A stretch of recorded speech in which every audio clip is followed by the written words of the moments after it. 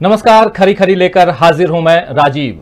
तो आज एक बार फिर हम उत्तर प्रदेश में भाजपा की अंदरूनी राजनीति पर खरी खरी बात करेंगे। आपको पता ही है दोस्तों कि पिछले 2 हफ्तों से यूपी की राजनीति में मोदी बनाम योगी के चर्चे हैं। सवाल उठ रहे हैं कि आखिर कौन किस पर भारी है। इस सवाल में अब आरएसएस की एंट्री भी हो गई है। दरअसल खबरें आ रही हैं कि संघ की दिल्ली में हुई एक बैठक में फैसला लिया गया है कि विधानसभा चुनाव मुख्यमंत्री योगी आदित्यनाथ के नेतृत्व में ही लड़ा जाएगा। संघ की बैठक में सरसंघचालक मोहन भागवत और सर कार्यवाह दत्तात्रेय होसबले की मौजूदगी में ये निर्णय लिए गए हैं। तो सवाल ये है कि क्या उत्तर प्रदेश में अब भाजपा के राजनीतिक भविष्य की कमान संघ ने अपने हाथों में ले ली है।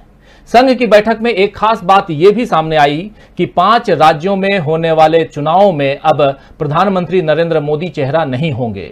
संघ का मानना है, यानी आरएसएस का मानना है कि क्षेत्रीय नेताओं के मुकाबले प्रधानमंत्री नरेंद्र मोदी के चेहरे को सामने रखने से उनकी छवि को नुकसान हुआ है। विरोधी उन्हें बेवजह निशाना बनाते हैं। तो यहां सवाल यह उठता है कि अगर मोदी जी के हाथों में देश है तो फिर जनता को हो रही तकलीफों के लिए मोदी जी को नहीं तो किसे जिम्मेदार बताया जाएगा। संघ को ये तो नजर आता है कि मोदी जी पर विरोधी निशाना साधते हैं, मगर क्या जनता की तकलीफें संघ को नजर नहीं आती? क्या हिंदू राष्ट्र, राम मंदिर, हिंदुत्व का नारा ही संघ के लिए मायने रखते हैं, जीते जागते इंसान नहीं? तो कई सारे सवाल हैं दोस्तों, और इन सवालों पर चर्चा के लिए हमारे साथ इस वक्त मौजूद हैं हमारे 3 खास मेहमान, 3 खास वरिष्ठ पत्रकारों का पैनल आपके सामने। देखिए, हमारे एग्जीक्यूटिव एडिटर जयशंकर गुप्त जी हमारे साथ हैं, प्रकाश हिंदुस्तानी जी जुड़े हुए हैं सीधे इंदौर से, सीनियर जर्नलिस्ट हैं, कई सारे समाचार पत्रों में इनका योगदान रहा है और आज हमारे साथ जुड़े हुए हैं सीधे इंदौर से। आपका बहुत स्वागत करता हूं प्रकाश जी, और स्वागत करता हूं जयशंकर जी आपका भी, और स्वागत करता हूं अमलेंदु जी हमारे ऑनलाइन एडिटर आपका भी। तो इस कार्यक्रम में हमारे तीनों साथी जो बने हुए हैं इनसे हम चर्चा करेंगे दोस्तों, लेकिन उससे पहले आप सबका इस कार्यक्रम में इस्तकबाल करता हूं, स्वागत करता हूं।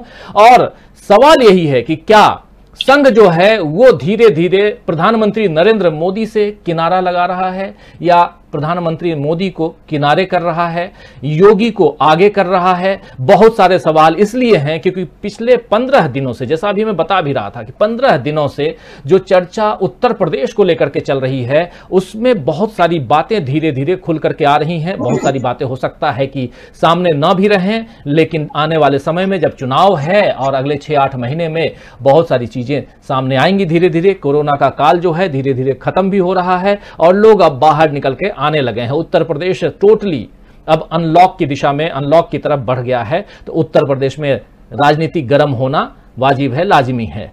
तो सीधे प्रकाश जी आपके पास ही आना चाहूंगा और यह जानना चाहूंगा कि क्या संघ, योगी और मोदी, ये 3 हैं, योगी और मोदी के बीच में, यानी योगी आदित्यनाथ और नरेंद्र मोदी के बीच में खींचतान की खबरें आती रहीं। पिछले दिनों यह खबर भी आई कि नरेंद्र मोदी चाहते हैं कि योगी जी को हटा दिया जाए, लेकिन योगी जी के ऊपर आरएसएस का हाथ है, बरदहस्त है, और उसके कारण योगी नहीं हटाए जा रहे हैं। अब यह खबर आ रही है कि मोदी जी को किनारे किया जा रहा है। क्या कहेंगे ओवरऑल? आपके पास भी बहुत सारी खबरें आती हैं, और इस पूरे मसले को किस ढंग से आप देखते हैं, उत्तर प्रदेश बनाम केंद्र और उसमें आरएसएस संघ? पहली बात तो यह है कि नरेंद्र मोदी आरएसएस के प्रोडक्ट हैं, योगी आदित्यनाथ आरएसएस के प्रोडक्ट नहीं है।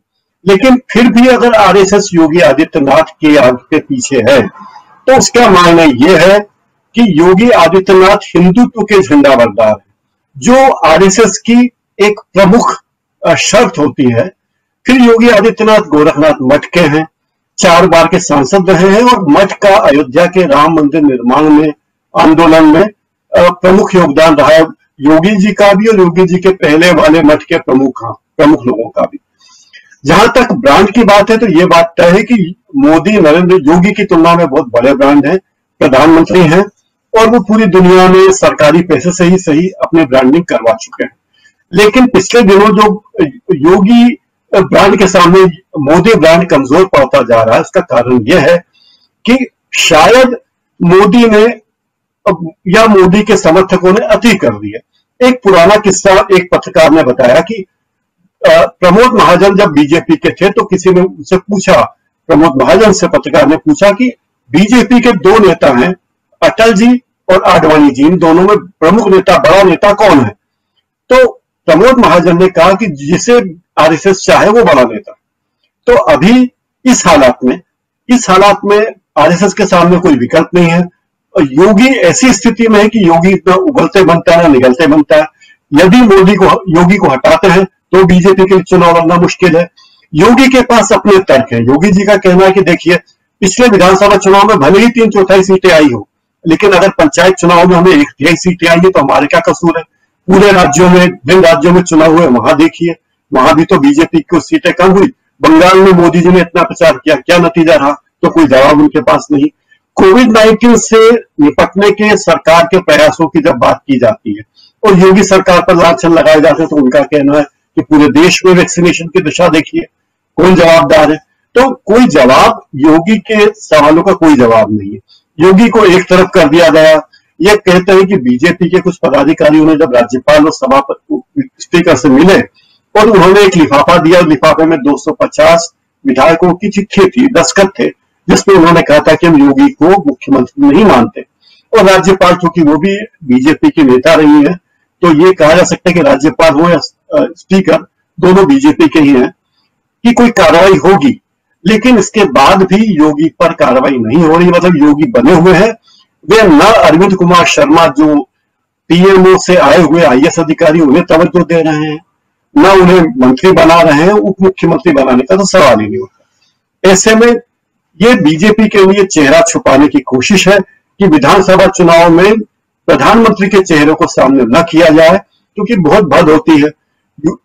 दिल्ली में भद हो चुकी है, बिहार में भद हो चुकी है, सबसे बड़ी भद तो बंगाल में हो चुकी है, जहां कहा गया था कि बंगाल के चुनाव मोदी वर्सेस ममता है और ममता इतने भारी बहुमत से जीत गई। इसका मतलब ये कि अब मोदी का ब्रांड फीका पड़ गया है, तो मोदी के ब्रांड को बचाने के लिए और बीजेपी को अपना चेहरा बचाने के लिए जरूरी है कि कोई ऐसा अनिकेबल साधन निकाले, रास्ता निकाले।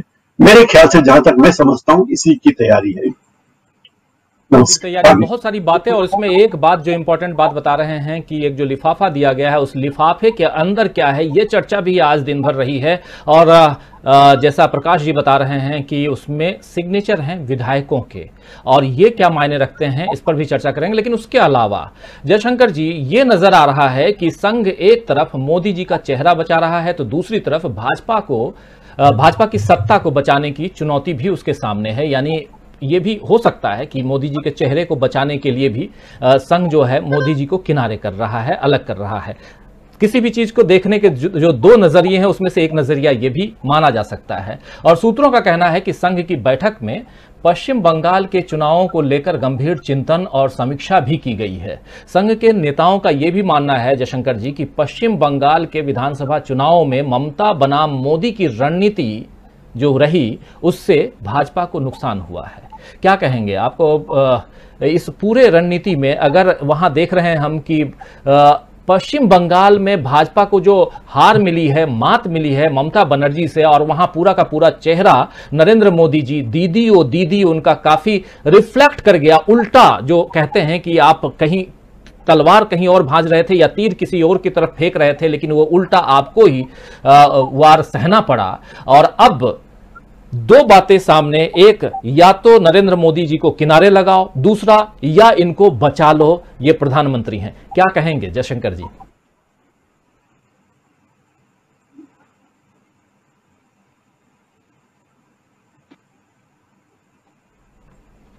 जयशंकर जी की आवाज नहीं आ रही। जयशंकर जी आपके पास आऊंगा, आवाज थोड़ी दिक्कत हो रही है, शायद आपकी आवाज नहीं आ रही है। लेकिन अमलेंदु जी, इसी सवाल के साथ आपके पास आना चाहता हूं कि आखिर आप सुने होंगे सवाल जो मैं कह रहा हूं, प्रधानमंत्री नरेंद्र मोदी को किनारे लगाना या प्रधानमंत्री नरेंद्र मोदी को बचाना, ये जो पूरी रणनीति, इस पे क्या कहेंगे आप? देखिए, मुझको लगता है कि ये प्रधानमंत्री नरेंद्र मोदी को किनारे लगाने से ज्यादा उनको बचाने की रणनीति ज्यादा है। और एक तरीके से जो शत्रप हैं उनको भी बदनाम कर दिया जाए और प्रधानमंत्री को बचा लिया जाए। मुझे तो कुल मिला के रणनीति यही ज्यादा लगती है, क्योंकि देखिए जो भी परिस्थितियां देश के अंदर बनी उसके किसी एक मुख्यमंत्री को जिम्मेदार नहीं ठहरा सकते। ठीक है कि राज्य सरकारें भी जो थी वो विफल रही स्थिति को संभालने में, लेकिन राज्य सरकारों के हाथ में था क्या? राज्य सरकारों के हाथ में क्या अधिकार थे जब सारी चीजें आपको ही तय करनी है कि दवाइयां क्या होंगी ये आपको तय करनी है, ऑक्सीजन का कोटा जो वो केंद्र सरकार तय करेगा, किस तरीके से लॉकडाउन होगा वो केंद्र सरकार तय करेगा। सब चीजें जब केंद्र सरकार को ही तय करनी थी तो इसमें राज्य सरकारों की भूमिका कहां रह जाती है? राज्य सरकारों की भूमिका केवल एक द्वारपाल की रह जाती है कि केंद्र सरकार का जो आदेश आए उसका आप पालन कीजिए। आप देखिए कि पूरे इस प्रकरण में, पूरे कोरोना की दूसरी पहली वेव के दौरान भी जो हमारा आपदा प्रबंधन एक्ट लागू हुआ है वो आपदा प्रबंधन गृह मंत्रालय के अधीन आता है।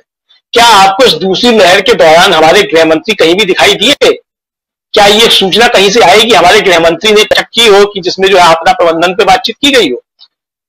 तो जब हमारा गृह मंत्री भी नजर नहीं आ रहा देश का, हमारा देश का स्वास्थ्य मंत्री भी नजर नहीं आ रहा, तो ऐसे में आप अकेले राज्यों को जिम्मेदार नहीं ठहरा सकते। राज्यों के पास जितने संसाधन थे राज्यों ने उसमें काम किया। वो निश्चित तौर पे जो भी राज्य सरकारें थी, अब चूंकि जो एक कार्य प्रणाली जो है, जो केंद्र सरकार ने एक नजीर पैदा की है, एक नजीर बनाई है, तो वही अब उसको भारतीय जनता पार्टी शासित राज्य भी अपना रहे हैं। तो जिस तरीके से मोदी जी सर्वे सर्वा है केंद्र सरकार में, तो उसी तरीके से अगर योगी जी उत्तर प्रदेश में सर्वे सर्वा आए तो क्या दिक्कत है? मतलब ऐसा कोई पट्टा तो है नहीं कि अब मोदी जी के नाम की अकेले वही जो है सर्वे सर्वा चलेंगे, बाकी सब जो है डेमोक्रेसी का पालन करेंगे। तो जब इस तरीके की स्थितियां हैं तो मुझे लगता है कि योगी जी ने वही किया जो मोदी जी केंद्र में कर रहे थे। तो ऐसे में अकेले योगी आदित्यनाथ को दोष देना मुझको लगता है कि ठीक नहीं है। और आरएसएस जिस तरीके से काम कर रहा है, अब ये पता नहीं कि जो 250 विधायकों की सूची दी गई ये आरएसएस की तरफ से दी गई या भारतीय जनता पार्टी की तरफ से ये सूची तैयार हुई है। क्योंकि अब मुझे लगता है कि ऐसे में भारतीय आरएसएस जो है वो डबल रोल खेल रहा है। और देखिए आरएसएस का जो अब तक का इतिहास है वो बड़ा खराब रहा है। वो अपने लोगों के साथ में बड़ी निर्ममता के साथ पेश आता है। उसने अडवाणी जी की बड़ी दुर्गति की, उसने बलराज मधोक की बड़ी दुर्गति की, उसने श्यामा प्रसाद मुखर्जी जी की भी दुर्गति की। तो ये सबकी दुर्गति करता है। उसको अपने आगे किससे मतलब है, उसे व्यक्तियों से कोई लेना देना नहीं है। नरेंद्र मोदी अगर आज काम के व्यक्ति है तो उनके लिए ठीक है, वो पीछे रहेगा। लेकिन अगर उसे लगने लगेगा कि नरेंद्र मोदी की वजह से आरएसएस का नुकसान हो रहा है, उसकी विचारधारा का नुकसान हो रहा है, उसके एजेंडे का नुकसान हो रहा है, तो एक मिनट वो अडवाणी जी बनाते हुए देर नहीं लगेगी मोदी जी को भी। और मोदी जी को भी अगर ये गलतफहमी हो या किसी को गलतफहमी हो कि आप आरएसएस को पार करके जो अपना ब्रांड आप बरकरार रख ले जाएंगे, तो मुझे लगता है कि ये गलतफहमियां लोगों को, बहुत लोगों को नहीं है। अडवाणी जी को भी गलतफहमी रही होगी, बलराज मधोक को भी रही थी, सबको गलतफहमियां नहीं है। लेकिन आरएसएस के उस खुफिया तंत्र से और कान फुकवा तंत्र से, जिसको मोदी जी की जो आईटी सेल है वो 2 रुपया ट्वीट वाला जो मामला सब चल रहा है, वो सब उससे सुपरसीड करने की कोशिश कर रही है। तो मुझे नहीं लगता है कि अभी भी उस कनफकुआ तंत्र से जो ये 2 रुपए आईटी सेल वाले जो है ये पा जाएंगे कुल मिला करके। तो अभी भी देखिए जो तय करेगा वो संघ तय करेगा। मुझे लगता है कि मोदी जी ठीक है, अच्छे आदमी हैं, देश के प्रधानमंत्री हैं, 135 करोड़ लोगों का प्रतिनिधित्व करते हैं, दुनिया की सबसे बड़ी डेमोक्रेसी के नेता हैं, सारे विश्व में डंका बज रहा है भारत का। ठीक है, अच्छी बातें हैं, सारे देश में सम्मान बढ़ रहा है। न्यूयॉर्क टाइम्स से लेकर के और क्या क्या है वो डेली मेल और सब जो है वो लिख रहे हैं भारत की तारीफ में खूब, कि देखिए किस तरीके से जो है वो नदियों में लाशें मिल रही हैं, सब कुछ मिल रही है, भारत का डंका बज रहा है, सब बातें ठीक है। लेकिन अगर आरएसएस को ये लगने लग जाएगा, मुझे लगता है कि ये मोदी जी जो है अब वो उसके एजेंडे के लिए सफल मतलब नहीं हो रहे हैं। तो ये मुझे लगता है मोदी जी की भी एक तरीके से छवि बचाने की एक कवायद है और दूसरा एक नई छवि जो है उभारने का वो भी एक प्रयास है। और इसमें जो है मुझे लगता है कि संशय भी शायद है। और आरएसएस का या तो भारतीय जनता पार्टी का जो केंद्रीय नेतृत्व है उसके साथ संवाद शायद यह नहीं है, या आरएसएस जो है वो डबल गेम जो है वो प्ले कर रहा है कि इनके भी हाथ रखेगा, उन पर भी हाथ रखेगा, जो जीतेगा वो हमारा है, जो हारेगा उसको जो फिर ठीक कर दिया जाएगा। तो इस रणनीति पर भी काम हो सकता है। बहरहाल अभी तक की जो परिस्थितियां हैं वो मुझे लगता है काफी रोचक है और मुझे नहीं लगता है कि उत्तर प्रदेश में हाल फिलहाल में जो है कोई इस तरीके से बदलाव होने जा रहा है। अगर ये बातें सही है कि जो लिफाफा दिया गया उसमें 250 विधायकों के हस्ताक्षर, तो मैं ये बात फिर कहूंगा कि ये लोकतांत्रिक प्रक्रिया नहीं है और ये डेमोक्रेसी के साथ छल है। अगर 250 विधायकों ने अपना नेता बदलने का तय कर भी लिया है तो ये प्रक्रिया नहीं है कि 250 विधायकों के गुपचुप हस्ताक्षर जो है वो जाकर के भारतीय जनता पार्टी का एक प्रतिनिधि जो है वो जाकर के गवर्नर को सौंप दे। अगर विधायकों ने योगी जी को हटाने का मन बना लिया है तो उसके लिए बाकायदा विधायक मंडल दल की बैठक बुलाई जाए, उसमें ये प्रस्ताव पारित किया जाएगा 250 विधायक योगी जी के खिलाफ है, तो निश्चित तौर पर योगी जी नेता नहीं है विधायक मंडल दल के। तो या तो ये दस्तखत फर्जी है 250, जिसको मैं नहीं कह सकता कि फर्जी है कि नहीं है, अगर ये चर्चा ठीक है और अगर ये सही है दस्तखत, तो मुझे लगता है कि ये भाजपा का चाहे केंद्रीय नेतृत्व हो या आरएसएस का नेतृत्व हो, जिसने भी चिट्ठी तैयार कराई है, उसने डेमोक्रेसी के साथ भी अच्छा नहीं किया और इंटरनल डेमोक्रेसी के साथ भी ये कुल मिलाकर अच्छा नहीं है। अगर वास्तव में योगी जी नेता नहीं रह रहे हैं तो मुझे लगता है कि केंद्र से लेकर के और तमाम राज्यों में सब जगह जो फिर एक बार विधानमंडल दलों की और संसद सदस्यों की जो एक बैठक बुला करके जो है अब वो तय किया जाए कि कौन नेता रहा है कि रह गया कि नहीं रह गया। मुझे लगता है कि अगर यूपी से इस तरह की आग उठेगी तो ये कई जगह तक फैलेगी, इसको रोकने की आवश्यकता है। भारतीय जनता पार्टी के लोग सब हैं। अब मैं ये नहीं कह सकता कि भारतीय जनता पार्टी में बचे कितने लोग हैं, क्योंकि नमो पार्टी में तब्दील हो चुकी है। तो अब ये देखना है कि वो इसको किस तरीके से हैंडल करते हैं। बहरहाल मुझे लगता है कि ये छवि बचाने की भी कवायद है और छवि गढ़ने की भी कवायद है, दोनों एक साथ कवायद है। जी राजीव।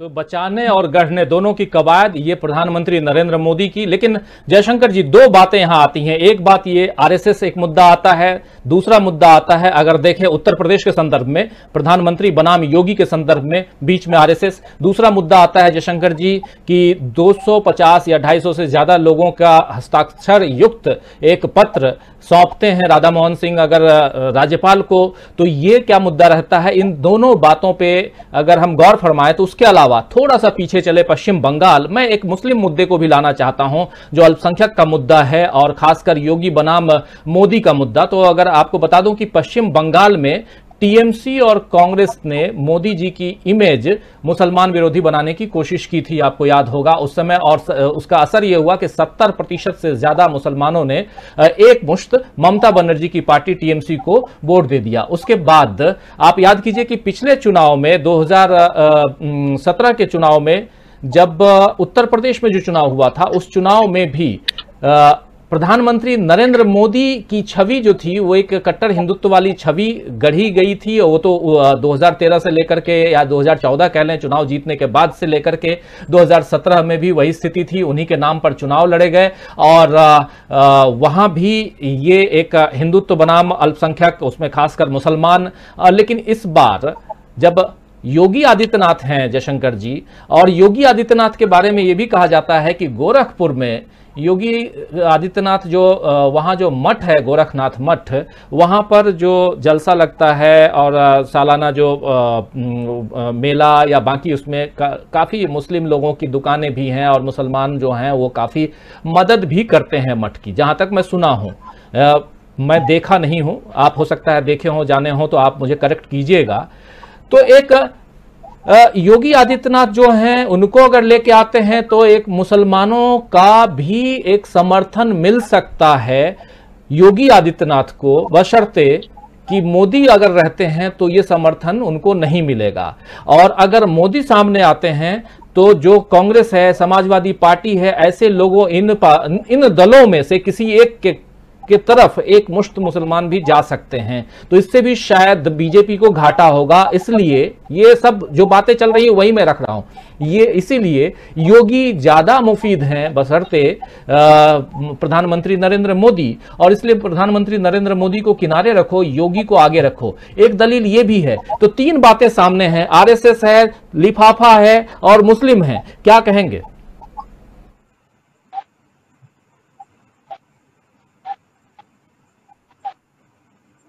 आवाज फिर नहीं आ रही है जयशंकर जी की। रुद्र देखो जरा, नहीं आ रही है, बीच में आई थी अब नहीं आ रही। एक बार यानी तो दोबारा जयशंकर जी को जी आवाज आ रही है। हाँ आ रही है। हाँ, तो नहीं, मैं कह रहा था कि एक कहावत है, एक कड़वा कड़वा थू मीठा मीठा गप। मतलब जब तक नरेंद्र मोदी जब चुनाव लड़ते थे, हर चुनाव मतलब नगर पालिका से लेकर के और विधानसभा और लोकसभा सारा चुनाव तो मोदी जी के नेतृत्व में ही लड़ा जाता था।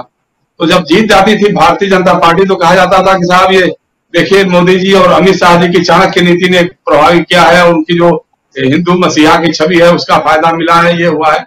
लेकिन जब हाल के दिनों में कई जगहों पे जब हार मिली है, खासतौर से पश्चिम बंगाल की हार तो ही है, लेकिन इसके पहले भी राजस्थान, मध्य प्रदेश, छत्तीसगढ़ इसमें हार मिली थी। कर्नाटक में सरकार गिर गई थी, नहीं बन पाई थी। गुजरात हारते हारते बचे हुए थे। बिहार में हार गए थे, दिल्ली हार गए थे। तो ये सारा तब उसके बाद से आरएसएस का जो ये शिखर नेतृत्व है या जो उसका उसके जो रणनीतिकार हैं लोग, तो उनके अंदर ये फीलिंग बनने लग गई कि क्या अब कुछ और भी सोचना पड़ेगा क्या। जब दुर्भाग्य की बात यह है कि राष्ट्रीय स्वयंसेवक संघ जो खुद को कहता है कि हम तो गैर राजनीतिक संगठन है, हमारा राजनीति से कोई लेना देना नहीं है, हम तो एनजीओ हैं, लेकिन जब भी कभी मामला आता है तो सबसे पहले वही लोग सक्रिय हो जाते हैं और ये सरकार बनेगी, कौन मुख्यमंत्री बनेगा, कौन मंत्री बनेगा, कौन नहीं बनेगा, सारे फैसले आरएसएस के लोग करते हैं। अभी जो लेटेस्ट मामला है उसमें दिक्कत एक ही हो गई कि चूंकि इनके पास कोई नीतिगत चिंतन नहीं था। मैं बार बार इस बात को एम्फेसाइज करता हूं, हमसे कई बार आरएसएस के बड़े लोगों से भी बातें हुई हैं, वो लोग भी बताते हैं कि शाखाओं से लेकर के प्रशिक्षण शिविर तक कभी भी वैकल्पिक नीतियों पर चर्चा नहीं हुई और राजनीतिक दलों में भी नहीं हुई। मतलब कांग्रेस का विरोध तो करते थे लोग कि कांग्रेस हटाओ और हमको लाओ या हम आएंगे, बनाएंगे, नया हिंदुस्तान बनाएंगे, लेकिन कैसा हिंदुस्तान बनाएंगे इसके बारे में कोई परिकल्पना किसी भी दल के पास होती नहीं थी, वैकल्पिक नीतियां होती नहीं थी। इसलिए जब भी ये लोग आते हैं या जाते हैं तो इनके पास वही व्यक्ति परक नेतृत्व ही जो है प्रभावी होता चला गया। अब अभी तक तो वही नरेंद्र मोदी का ही मामला है, लेकिन जब से ये हारे हैं, बंगाल की हार जो है, ये कहने के लिए तो है कि नहीं साहब 77 सीट मिल गई और बहुत 3 से बढ़कर 77 तक पहुंच गए, लेकिन अंदर अंदर बहुत बड़ी बौखलाहट है क्योंकि पूरा इन्होंने अपना हिंदुत्व का जो एजेंडा था उसको पश्चिम बंगाल के मतदाताओं पे थोप दिया था।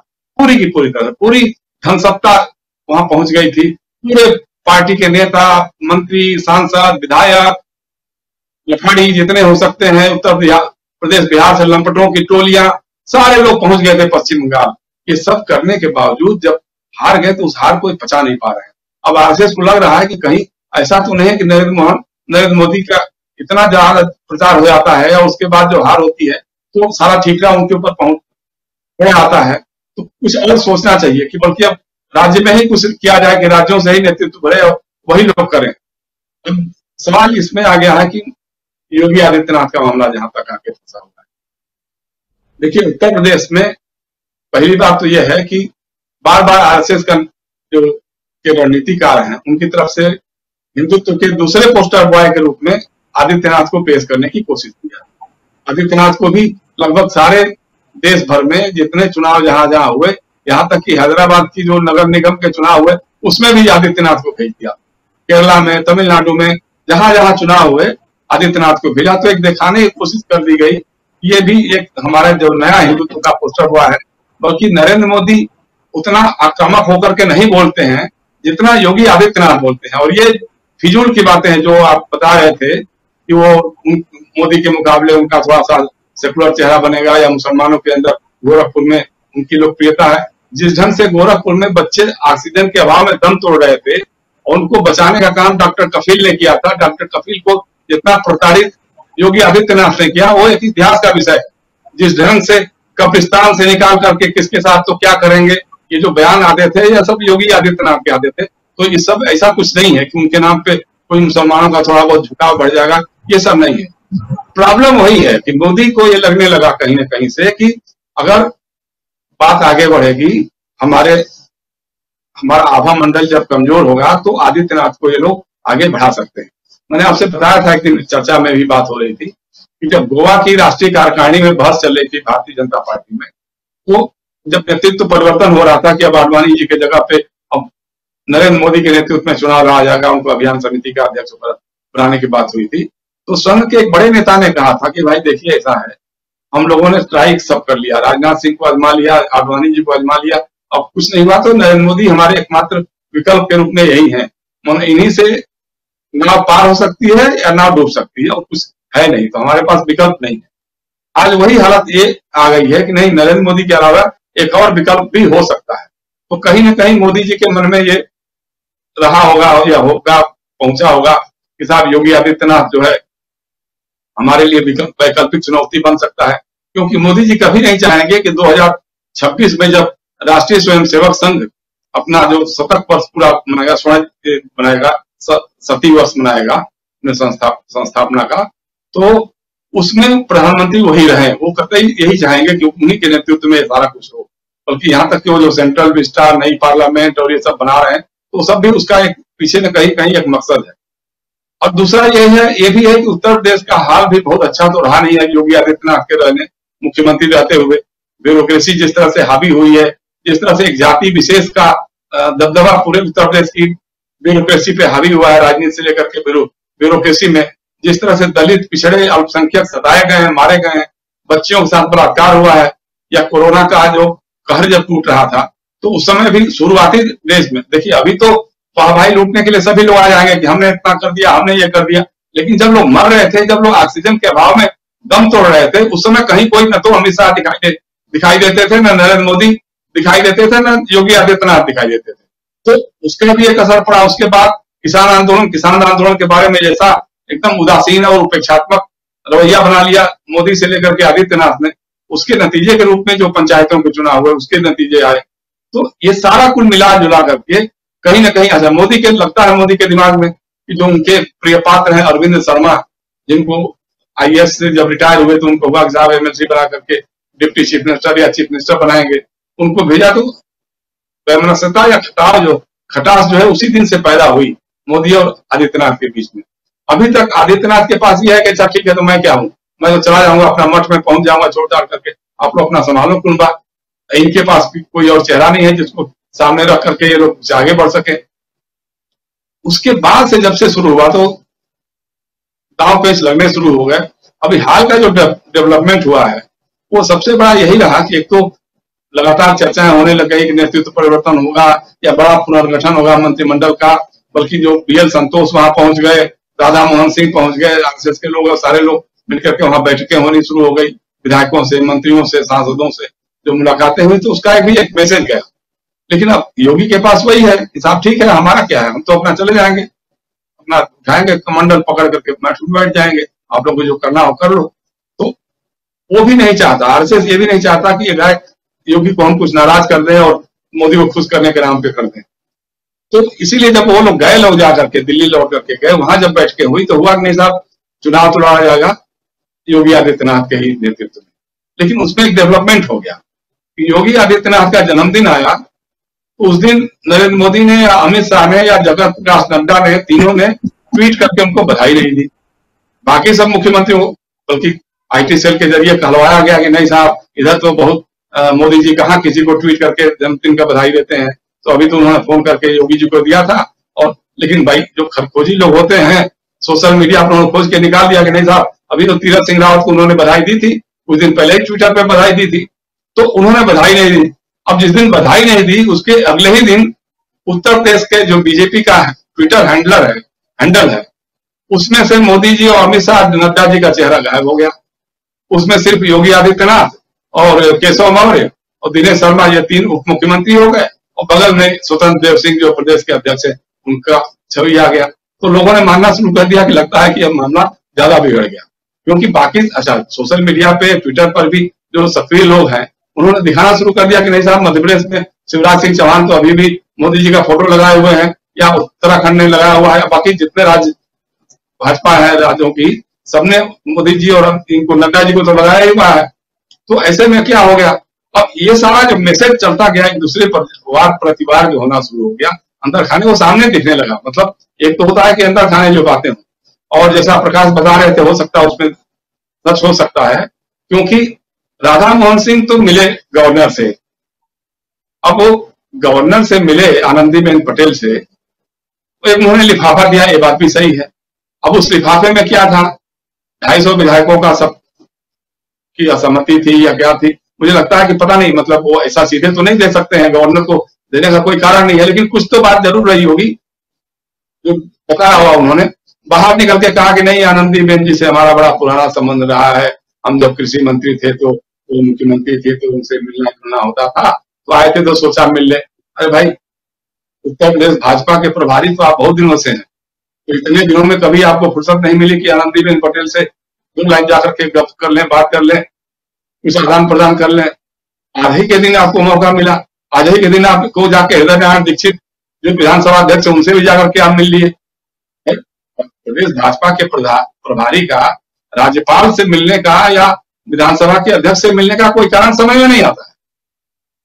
लेकिन आपने जाकर मुलाकात की और कहा कि उनसे दीक्षित जी से भी बहुत पुराना हमारा संबंध था, तो हम गए थे उनसे मिलने, आ गए थे और बातचीत हुआ। तो ऐसा नहीं होता, इसके पहले भी अगर आप आकर के मिलते रहते तब फिर बात में थोड़ा दम नजर आता, लेकिन अब इस प्रेजेंट कॉन्टेक्स्ट में यही नजर आता है कि कहीं ना कहीं कुछ अंदर खाने पक रहा है। अब क्या खिचड़ी पक रही है, किस तरह का हो रहा है, इसको लेकर के ही कुछ न कुछ तो होना है।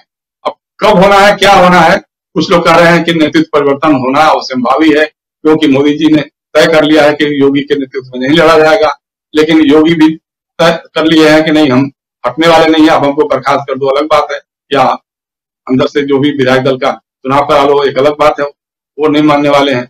आरएसएस कह रहा है कि भाई हमारे पास पहले दिखाओ कि मान लो योगी आदित्यनाथ को हटा देते हैं तो कौन से नाथ को या कौन से सांप को हम लाएंगे जो आपको जिता लेगा, कोई एक चेहरा तो बताओगे। तो कोई चेहरा ये लोग दिखा भी नहीं पा रहे हैं। केशव मौर्य हैं, अब उनके बारे में आज सोशल मीडिया में खबरें चल गई कि साहब वो तो सपा ज्वाइन करने जा रहे हैं।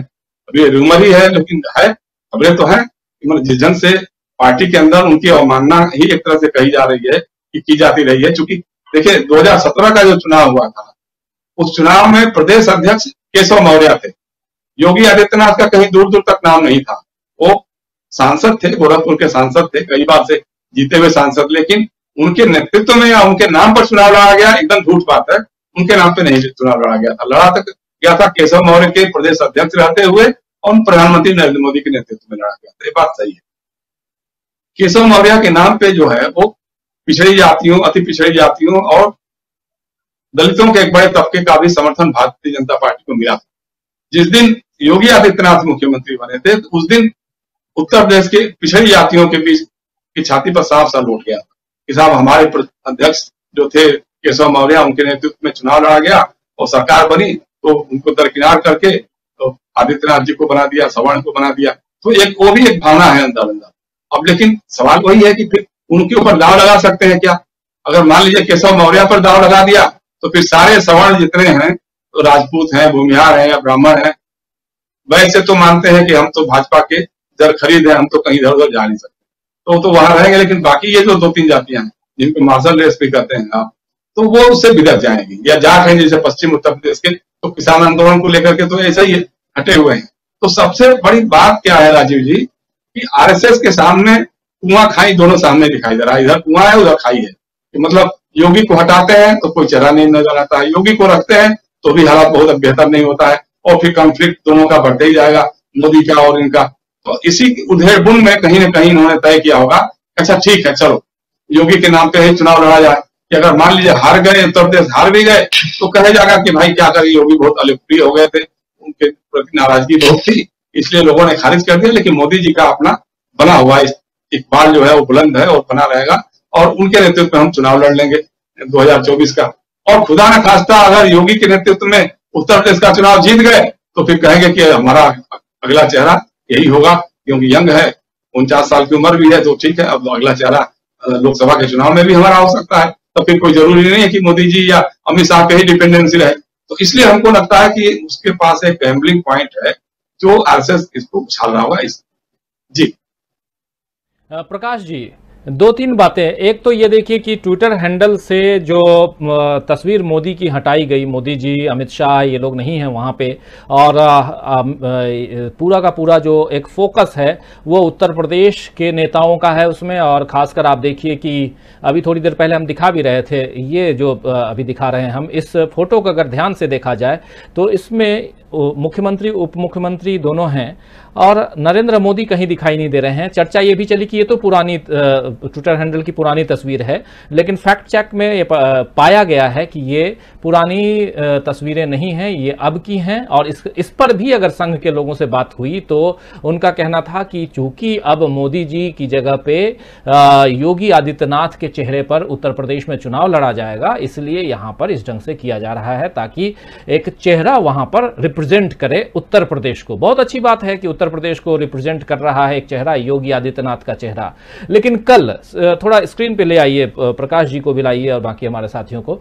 लेकिन प्रकाश जी, कल आप लोगों ने, हमने सबने देखा कि प्रधानमंत्री नरेंद्र मोदी जब बात कर रहे थे, जब भाषण दे रहे थे, खासकर 5 बजे शाम को आकर के, उस भाषण के बाद 2-3 तस्वीरें योगी आदित्यनाथ की सामने आई और बहुत सारे ट्वीट्स भी आए जिसमें मोदी जी की तारीफ करते हुए एक ये कि मोदी जी के भाषण को योगी आदित्यनाथ सुन रहे हैं, ये तस्वीर भी साझा की गई मीडिया में, सोशल मीडिया में। तो ओवरऑल और इससे पहले ये छवि बन गई कि नरेंद्र मोदी और योगी के बीच में नहीं पट रही है, दोनों के बीच में एक अलग तरह की तनातनी का आलम है, इसीलिए शायद योगी सामने नहीं आ रहे हैं, मीडिया के सामने 2-3 दिन तक वो आए नहीं। और कल अचानक मोदी जी के पक्ष में बहुत सारे ट्वीट वैक्सीनेशन को लेकर के जो उन्होंने भाषण दिया उस पर भी तारीफ के पुल बांधते हुए, और दूसरी तरफ ट्विटर का देख रहे हैं कि ट्विटर हैंडल पे मोदी नहीं है।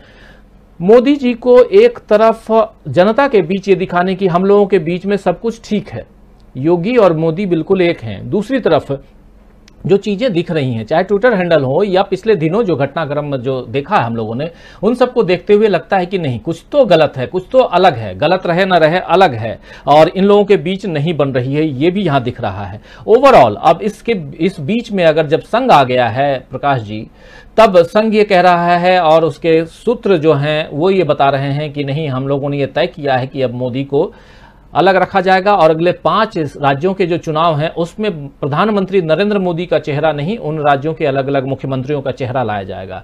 क्या प्रधानमंत्री इतने अलोकप्रिय हो गए हैं कि अब संघ और भाजपा के लोग जो हैं वो प्रधानमंत्री को अब किनारे कर रहे हैं, खुद आगे बढ़ रहे हैं, संघ आगे बढ़ रहा है कि एक दूसरे फ्रेम में एक दूसरी रणनीति पे भाजपा की सियासत आगे बढ़ती हुई दिखाई दे रही है आपको, जहां पर सीधे चुनौती दिया जा रहा है प्रधानमंत्री नरेंद्र मोदी को और अमित शाह को? ये सारे सवालों का जवाब आपसे चाहता हूं। राजीव जी, प्रधानमंत्री नरेंद्र मोदी की कार्यशैली ऐसी है कि उनकी लोकप्रियता में भारी गिरावट आई। गिरावट आप ये देखिए कि पहले ये होता था कि मोदी का भाषण होता था तो लोग टीवी सुनना पसंद करते थे, टीआरपी अच्छी आती थी। अब ये हाल कि अगर टीवी पर मोदी का भाषण आ रहा है तो लोग चैनल बदल देते हैं। इतनी ज्यादा अलोकप्रियता मोदी की हो गई है, इस बात को बीजेपी और आरएसएस समझ चुका है। जहां तक योगी की बात है, योगी ये बात जरूर जानते हैं कि वो मुख्यमंत्री हैं यूपी के, लेकिन बीजेपी संगठन 4 साल से उनके जिस तरह बेइज्जती करता रहा है, वो भी बात बहुत महत्वपूर्ण। जिला अध्यक्ष चुने जाते हैं, योगी को पता नहीं है। विधान परिषद में लोग उम्मीदवार होते हैं, योगी को पता नहीं है, बीजेपी के नेता तय कर लेते हैं। यहां तक कि राज्यसभा के लिए यूपी से प्रत्याशी तय होता है, योगी से पूछा नहीं जाता। तो योगी के दिल के छाले बहुत बड़े थे। दूसरी बात यह कि योगी ने कभी भी नरेंद्र मोदी को अपना आदर्श नहीं माना। लोग तो ये भी कहते हैं कि मजबूरी है, योगी बीजेपी की मजबूरी है, लेकिन बीजेपी के कुछ नेताओं को, संघ के नेताओं को चमत्कार दिखाने के बड़ा शौक है। उन्हें लगता है कि हम कुछ ऐसा करें कि लोग आश्चर्यचकित रह जाएं कि अरे हमने क्या किया। तो केशव प्रसाद मौर्य को सीएम बनाने के बजाय, मनोज सिन्हा को सीएम बनाने के बजाय योगी आदित्यनाथ, आप इससे देख लीजिए कि जैसे भोपाल में आलोक संजार अच्छे उम्मीदवार थे, बीजेपी के थे, अच्छा काम करते थे, सांसद थे, लेकिन एक साध्वी प्रज्ञा को उठाकर भोपाल से बीजेपी ने टिकट दे दिया। अब संयोग देखे या भोपाल वालों का दुर्भाग्य देखे कि वो जीत गई।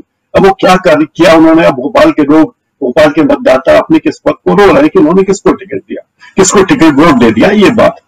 तो बीजेपी में, अच्छा, जिस आरएसएस की बात ये करते हैं, वो आरएसएस कोई वैचारिक संगठन तो है नहीं जैसा रेशम के जी ने कहा, बिल्कुल नहीं।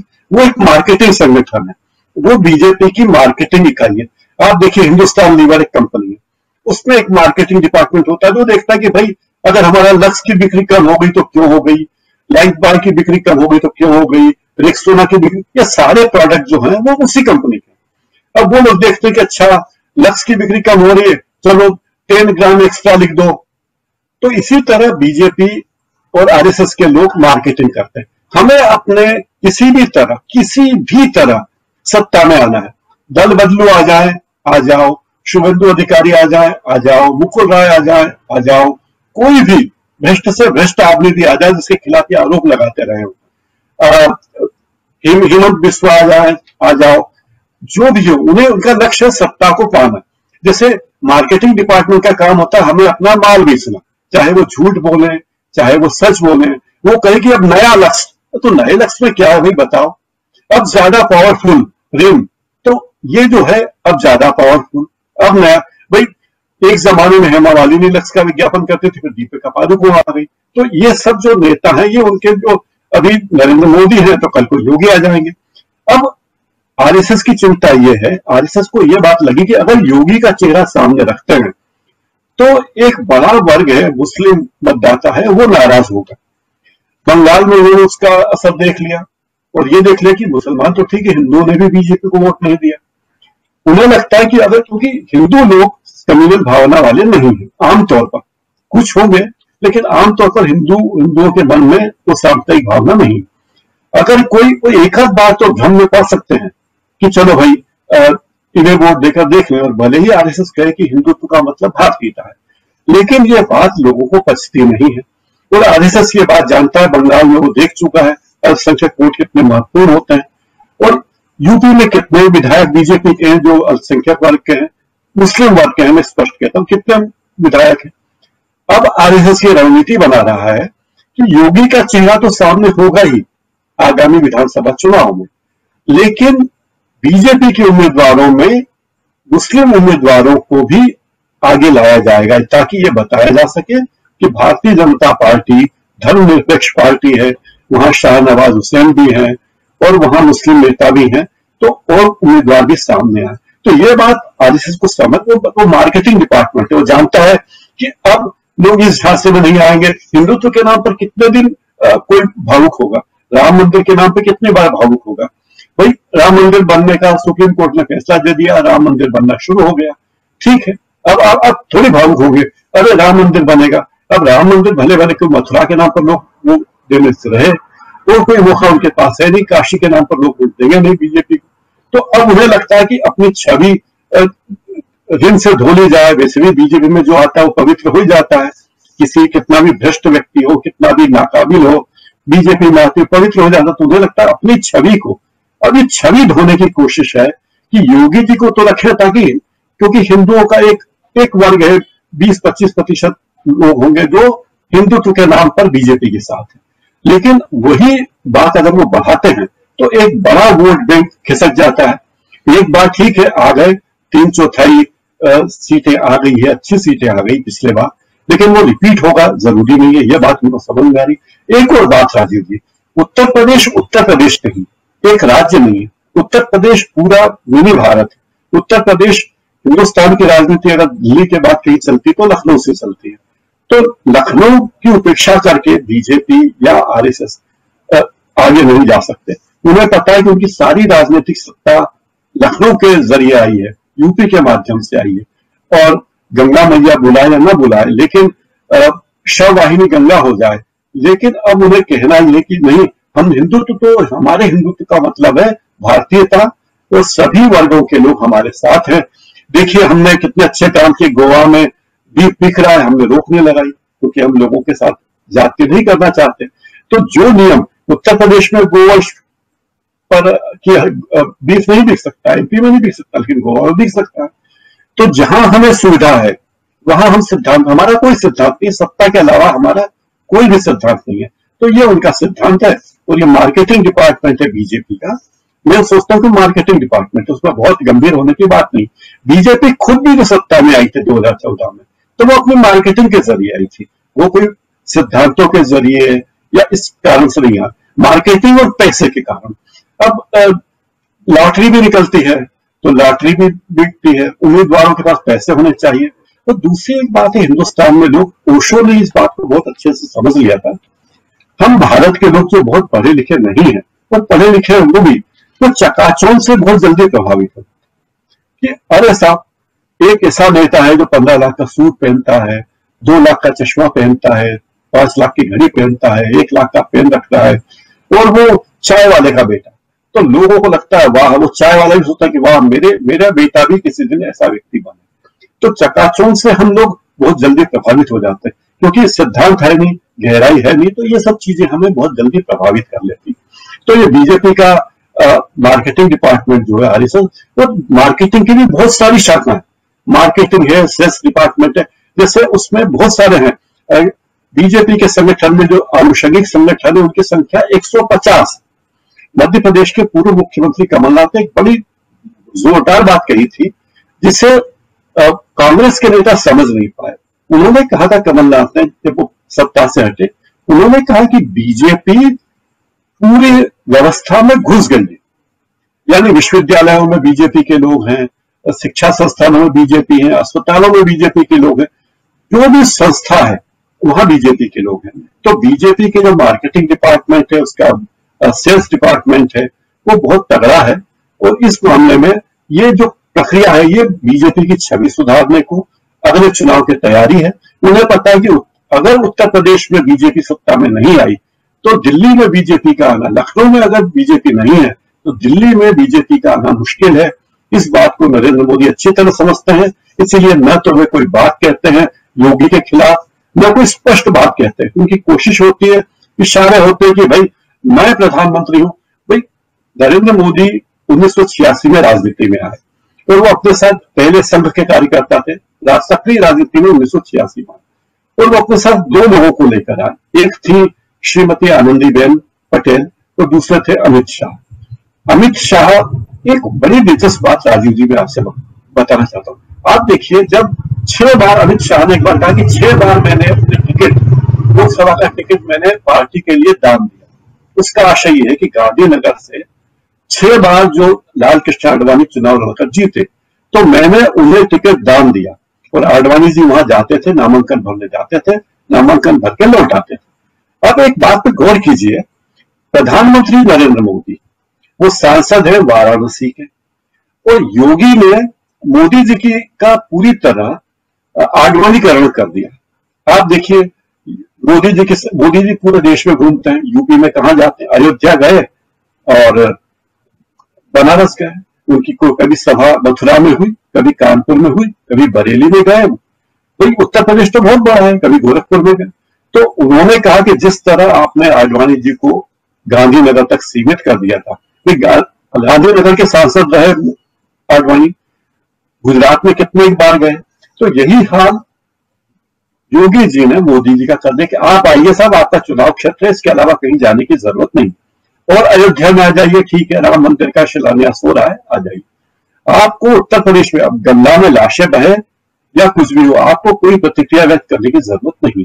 तो मोदी के सामने जिस गुर्राने वाले अंदाज में योगी आदित्यनाथ आए हैं, इस अंदाज में कोई नहीं आया। अमित शाह जब भी आते हैं मुख्य प्रधानमंत्री के सामने, मोदी के सामने, तो वो बिल्कुल एक मातहत कर्मचारी के रूप में आते हैं। वो आएंगे, मोदी जी कार से उतरेंगे, वो उन्हें गुलदस्ता देंगे और वो झुकेंगे, थोड़ा छूने का बेना जैसा करेंगे, घुटने तक भी हाथ नहीं जाता, लेकिन वो करते हैं। और ऐसे कई वीडियो आपको मिलेंगे कि मोदी जी से का स्वागत करने के लिए अमित शाह आए। ये वैसा ही है जैसे कि अब देखिए, जब आडवाणी जी रथ यात्रा निकाल रहे थे, तब रथ यात्रा महाराष्ट्र में पहुंची, एकाएक अटल बिहारी वाजपेयी तमाम कामकाज छोड़ के उनसे मिलने महाराष्ट्र पहुंच गए, क्योंकि ये हेडलाइन मैनेजमेंट था। तो वो हेडलाइन मैनेजमेंट बीजेपी का बहुत तगड़ा है, संघ का भी बहुत तगड़ा है, और ये उसी का प्रयास है। और मुझे लगता है कि ये नरेंद्र मोदी की छवि बचाने की कोशिश है और बीजेपी को अपना चेहरा भी बचाना। लोकसभा चुनाव 2014 के चुनाव के पहले एक बार संघ के प्रमुख मोहन भागवत इंदौर आए, तो उन्होंने कुछ पत्रकारों से मिलने की इच्छा व्यक्त की। तो किसी शुभ चिंतक ने मेरा नाम प्रस्तावित किया। शर्त यह थी कि हम उस बातचीत के बारे में कोई इंटरव्यू नहीं छापेंगे, कोई खबर नहीं दिखाएंगे, कहीं सोशल मीडिया पे नहीं लिखेंगे। ये शर्त थी कि आप मिलिए, हम मिलवाना चाहते हैं आपको मोहन भागवत जी से, लेकिन आप उसकी रिपोर्टिंग नहीं करेंगे। खैर, हमारी बातचीत हुई, 1 घंटे हुई, हम 3 पत्रकार थे कुल। तो उन्होंने जो बात कही वो ये कही थी कि हम मोदी पर, आशय ये था उसका कि अब हम नरेंद्र मोदी पर दांव खेल रहे हैं, और अगर नरेंद्र मोदी के नेतृत्व में बीजेपी सत्ता में नहीं आई तो हमारे पास दूसरे पत्ते भी हैं। उनकी सारी बातचीत का लुब्बो लुबाब ये था। तो ये योगी के बहाने आरएसएस ये संदेश दे रहा है बीजेपी को कि हमारे पास दूसरे पत्ते भी हैं, और मोदी का विकल्प आरएसएस की निगाह में अमित शाह नहीं हो सकते, ऐसा मुझे लगता है। हो सकता है आपकी राय कुछ और है, लेकिन ऐसा मुझे लगता है कि आरएसएस को लगता है कि शायद ये एक अच्छे विकल्प हो सकते हैं योगी आदित्यनाथ। राजीव जी। बिल्कुल। जयशंकर जी, सीधे आपके पास आना चाहूंगा। दो बातें, एक, क्या भाजपा में मतलब इस वक्त मोदी जी का आडवाणीकरण हो गया है जैसा बता रहे हैं अभी प्रकाश जी, और ये बहुत इंपॉर्टेंट पहलू है। ये जिन तथ्यों के साथ, जिन एग्जाम्पल्स के साथ अभी प्रकाश हिंदुस्तानी जी बता रहे हैं, उससे ये लग रहा है कि कुछ बातें इस पर आप भी रखें तो ज़्यादा ठीक है। एक तो ये, दूसरा, जब आरएसएस जो मार्केटिंग टीम है, आरएसएस जिसे कह रहे हैं कि ये भाजपा का जो मार्केटिंग टीम है जो कर रही है, और इस वक्त उसे लग रहा है कि इस प्रोडक्ट को बेचो, ये ज़्यादा फायदेमंद होगा, ज़्यादा फायदा देके जाएगा। और इस पूरे अगर मार्केटिंग देखें, चाहे भाजपा में एक नए आडवाणी का उदय देखें, तो ऐसी स्थिति में क्या हम ये मान लें अब कि अब प्रधानमंत्री नरेंद्र मोदी का सूरज जो है वो अस्त होने के अस्तांचल की ओर है?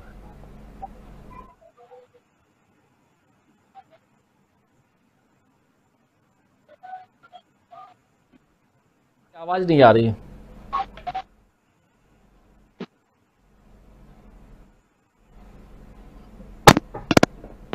हेलो, अब आ रही है? जी जी, आ रही है, आ रही है। हेलो, हाँ, आ रही है, आ रही है। हाँ, नहीं, आ रही है। मतलब नरेंद्र मोदी के नेतृत्व का पराभव होगा तो इसका मान लीजिए कि फिर भाजपा का अस्ताचल ही है, क्योंकि आज की तारीख में अभी भी नरेंद्र मोदी के अलावा उनके पास कोई बहुत बढ़िया पेट है नहीं, जिसकी अपनी जो मार्केटिंग है, जिसके पीछे पूरे उद्योगपतियों की लॉबी है, और जो एक बनाया हुआ ऑरा खड़ा किया गया है, तो अभी तक उनके पास वही है। ये जरूर है कि बीच बीच में उछाल करके कभी योगी आदित्यनाथ का नाम उछाल दिया जाए, कभी कुछ कर दिया जाए, लेकिन अभी जो नई का ये जो ताजा कवायद है, उस कवायद के पीछे यही है कि मोदी जी को या उनकी साख को हर जगह बट्टा लगाने के लिए, दांव पे लगाने की जरूरत नहीं है। राज्यों में जिस तरह से लगाएंगे, अब चूंकि शुरू में बड़ा मजा मिलता था, जब जीत गए तो हाँ जी मोदी जी के नेतृत्व में जीत हुई है, तो मतलब शौचालय भी बना है तो मोदी जी के कारण बना है, तो ये सारा जब होता था, तो अब उसका थोड़ा सा मामला पलट गया है, उतना नहीं रह गया है, क्योंकि कई कई हार हुई है, लगातार हार होती गई है, तो उसको देखते हुए लगता है कि अब वो सिक्का उतना लंबा चल नहीं पाएगा। लेकिन जो कुछ भी है आज की तारीख में, तो अभी भी बचा करके तो उसी को रखेंगे। जैसे मैंने शुरू में ही कहा ना कि आदित्यनाथ के ऊपर दांव खेलने का उनका दोहरा मकसद है कि अगर उत्तर प्रदेश आदित्यनाथ के नेतृत्व में हार जाते हैं तो कहा जाएगा कि ठीक है साहब, वो उन्होंने अच्छा काम नहीं किया था, वो मैनेज नहीं कर पाए, हत्याएं हो रही थी, बलात्कार की घटनाएं हो रही थी, लाशें तैर रही थी, ऑक्सीजन के अभाव में लोग मर रहे थे, उसको उन्होंने ठीक से कंट्रोल नहीं कर पाया, इसलिए हमारी हार हो गई है। तो ठीक है, आगे चल करके उसको ठीक करेंगे, सुधारेंगे। और अगर जीत गए तो फिर तब होगा कि साहब ये हमारे अगले पोस्टर बॉय भी हो सकते हैं। तब मोदी जी की मनमानी जिस ढंग से अभी तक चल रही है, और भारतीय जनता पार्टी में अभी हालत उनकी नहीं है कि कोई उनको आडवाणी बना देगा, अभी वही सबको आडवाणी बनाए हुए हैं, और संघ को भी इस तरह से ताक पे ही रखा उन्होंने। उनको मोहन भागवत को एनएसजी गार्ड दे दिए, 5 स्टार रहने की व्यवस्था कर दी, पार्टी के मुख्यालय जैसा भारतीय जनता पार्टी का है उसी तरह का आरएसएस का मुख्यालय भी बनवा दिया झंडेवालान में। वो सब कुछ 5 स्टार संस्कृति, मतलब हमने देखा है आरएसएस के मुख्यालय में नागपुर में एक छोटी सी कोठरी में लोग बैठे हुए, दम घुटी हुई कोठरी में लोग बैठे हुए अपने अनुभव बताते रहते थे। अब वो हालात बदल गए हैं, पूरे के पूरे बदल गए हैं। अब प्रचारक लोग आते हैं तो 5 स्टार से नीचे ठहरते नहीं है, या उनका खान पान, उनका रहन सहन, हवाई जहाज में भी चलते हैं तो फिर बिजनेस क्लास में ही जाते हैं। तो सारा का सारा जो पूरा का पूरा ट्रांसफॉर्म कर दिया है, तो वो सब चीजें तो रह नहीं गई। दूसरी बात एक जो प्रकाश कह रहे थे ना कि वो जो मुसलमानों को आकर्षित करना कि अब सिर्फ हिंदुओं से बात नहीं बनने वाली है, ये बात बहुत पहले की है। ये सन दो हमको लगता है कि 1999 के अंत की बात रही होगी मेरे ख्याल से। वो चेन्नई में जब राष्ट्रीय कार्यकारिणी, राष्ट्रीय परिषद की बैठक हुई थी भारतीय जनता पार्टी का, तो उस समय थियरी चली थी, आरएसएस ने भी उसको चलाया था, और मुझको अच्छी तरह से याद है कि चेन्नई घोषणा पत्र जारी किया था भारतीय जनता पार्टी ने, और उसको जारी करने वाले थे नरेंद्र मोदी। उसमें कहा गया था, उसमें जो लिखा हुआ था साफ साफ कि भारतीय जनता पार्टी अपना जो मौलिक जनाधार है, उसका जो हिंदुत्व वाला, हिंदुओं वाला जो है, उससे एक लिमिट तक पहुंच गई है, उसके आगे विस्तार नहीं हो पा रहा। तो उसके आगे विस्तार देने के लिए जरूरी है कि हमको अपने जो ये मुद्दे हैं, अयोध्या है, कॉमन सिविल कोड है, 370 है, इनको थोड़ी देर के लिए कोल्ड स्टोरेज में रख देना होगा, और हम उस समय हमको याद है उसका लाइन था, बल्कि मोदी जी से बात हुई थी हम लोगों की, तो उन्होंने कहा कि भाई बाकी और को नहीं जानता मैं, आपने जरूर समझा होगा तो ये मेरे नाम से आना चाहिए कि साहब अब भारतीय जनता पार्टी के नेताओं और कार्यकर्ताओं के एक हाथ में पार्टी का झंडा और दूसरे में एनडीए का एजेंडा होना चाहिए। तो एनडीए का एजेंडा मतलब कोई कॉमन सिविल कोड नहीं रहेगा, अयोध्या नहीं रहेगी, 370 नहीं रहेगा, इस तरह के जो विवादित मुद्दे रहे भारतीय जनता पार्टी के, तो उसको हम हटा दें।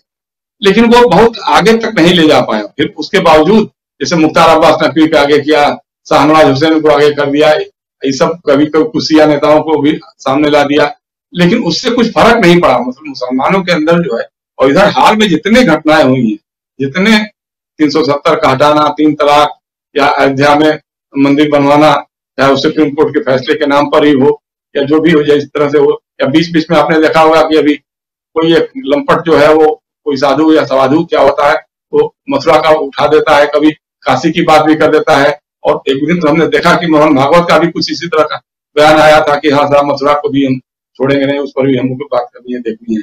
तो घूम फिर करके इनके पास और कुछ है नहीं। जैसा मैंने शुरू में ही कहा, न तो इनके पास कोई विदेश नीति के बारे में कोई विचार है, न कृषि नीति के बारे में है, न समाज नीति के बारे में है, न अर्थनीति के बारे में है। कभी ये मनमोहन सिंह की अर्थनीति पे चले जाते हैं, कभी ये नरसिम्हा राव की अर्थनीति पे चले जाते हैं, कभी इंदिरा गांधी इनकी आदर्श हो जाती है। मतलब इनका अपना कुछ भी नहीं है, न तो आरएसएस का कोई चिंतन रहा है और न कभी भाजपा का ही कोई ऐसा चिंतन बना है। मतलब आप इजराइल का समर्थन भी करेंगे, लेकिन जब फिलिस्तीन पर अटैक होगा तो फिलिस्तीन के साथ भी खड़े होंगे, और जब यूएन में मीटिंग होगी तो धीरे से किनारे हट जाएंगे। न तो आप इजराइल का साथ देंगे, ना फिलिस्तीन का साथ देंगे। तो ये मतलब टोटली बैंकरप्सी या पॉलिसी है। मतलब इस मामले में किसी भी लेने देने पे, जैसे अर्थनीति का मैंने कहा, विदेश नीति का कहा, कृषि नीति का कहा, किसानों के लिए क्या होना चाहिए। अब अडानी के यहाँ से जो लिखा आ गया प्रोफार्मा, तो बस ये किसानों के लिए बड़ा फायदेमंद होगा जी, आमदनी दुगनी हो जाएगी। पता लगा कि वो अडानी साहब की आमदनी तो कितने गुनी हो गई, इसका किसी को पता भी नहीं है। मतलब जो आंकड़े छप रहे हैं, एशिया में नंबर 2 हो गए गौतम अडानी, और किसान बेचारा अभी भी सड़क पर ही खड़ा हुआ है, अपनी जान दे रहा है, अब कह रहा कि अपना भैया हमारा जो फायदा पहुंचाने की बात करे उसको वापस ले लो। तो इस तरह का उनके पास कुछ भी ऐसा अपना नहीं है जिसको कह सके, और कभी इस पर ध्यान भी नहीं दिया। क्योंकि उनको जैसे बताते थे लोग ना, संघ के लोग बताते हैं कि भाई हम लोग की मजबूरी है कि शाखाओं से लेकर प्रशिक्षण शिविरों तक बाबर, हुमायूं, राणा प्रताप, शिवाजी, औरंगजेब, इसके अलावे या भारत माता की रक्षा के लिए हमको अपना सर्वस्व लुटा देना है, इसके अलावे और कुछ वैचारिक चिंतन जो होना चाहिए उस पर कभी कभी विचार ही नहीं हुआ। कभी जैसे होता है ना कि बंद दिमाग करके आओ और सुनो, चुपचाप सुनो जो कहा जाए। मतलब सूचना के आगे संवाद नहीं, मतलब सूचना जो पहुंच गई उसको मान लो, खत्म हो गया, उस पर कभी विचार ही नहीं करना। तो यही कारण है कि जब भी ये चीजों पे फोकस्ड आता है, जब सवाल उठ जाता है इन नीतियों का, तो फिर वो एकदम कंफ्यूज हो जाते हैं। तो बेसिक बात वही है कि अगर आपके पास रहता कि हम जन कल्याणकारी कार्यों के जरिए या अपनी नीतियों को के क्रियान्वयन के जरिए हम चुनाव लड़ सकते हैं, जीत सकते हैं, तो फिर बात बनती, तब उस पर विचार होता, बहस होती। लेकिन उस सबको छोड़ छाड़ करके घूम फिर करके क्या है कि नरेंद्र मोदी के जुमले हैं और हिंदुत्व और हिंदू मुसलमान, भारत पाकिस्तान, ये इशूज हैं, इसके अलावा और कुछ भी नहीं। तो घूम फिर करके उसी पे आना है, वही उनका एक बात है। और उसके पोस्टर बॉय के रूप में उनको चाहे आदित्यनाथ को सामने लाए, चाहे मोदी को लाए। और प्रकाश ठीक कह रहे थे कि लोग इन जुमलों से ऊब चुके हैं।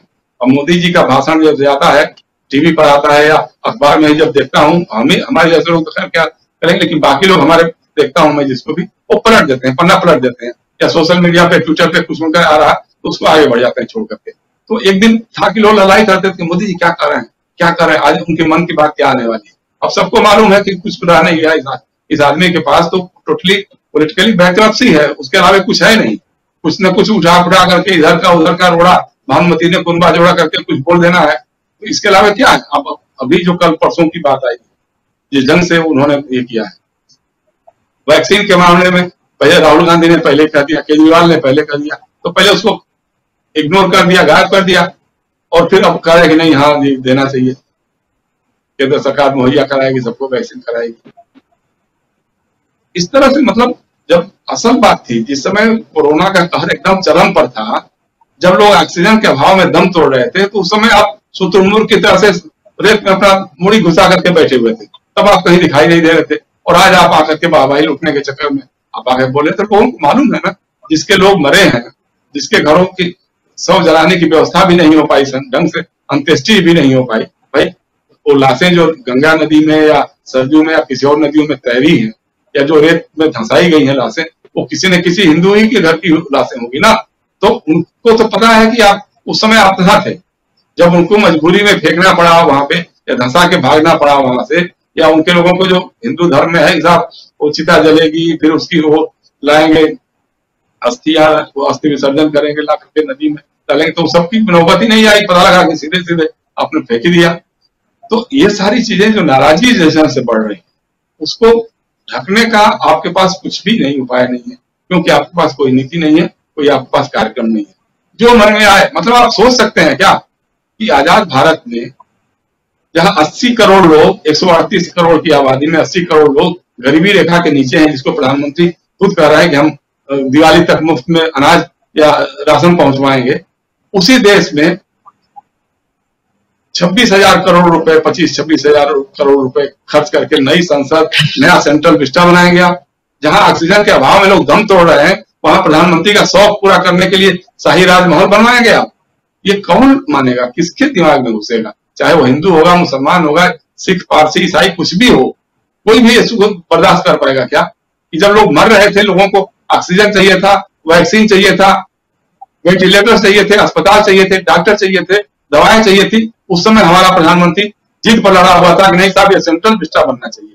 जो सारी पुरानी बिल्डिंगें हैं जो अभी भी कहीं कोई खंडहर नहीं हुई थी, मतलब जवाहर भवन जैसे हमारे जो विदेश मंत्रालय जहां से अभी हमारा काम कर रहा है, मतलब 8-10 साल भी नहीं हुआ जिसको शुरू हुए काम, उसमें इतनी बढ़िया बेमिसाल बिल्डिंग बताई जाती है, उसको भी ध्वस्त करके आप नया सेंट्रल विस्टा बनाने जा रहे हैं।